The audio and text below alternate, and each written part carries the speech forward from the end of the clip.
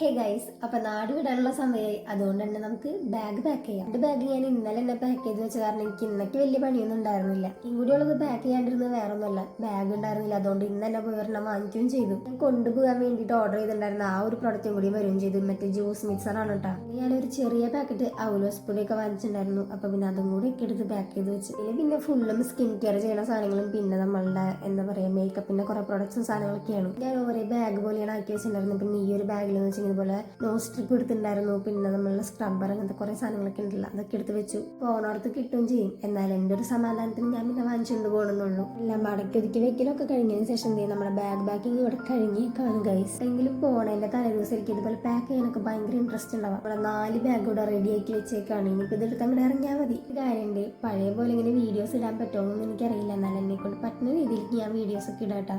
ഇന്നത്തെ വീഡിയോ ഇത്രേ ഉള്ളൂ ഗൈസ്. അപ്പം ഞങ്ങളെ പോണെന്നുള്ളതൊക്കെ നമ്മൾ വീഡിയോസ് കൂടി എന്തായാലും ഇടാം.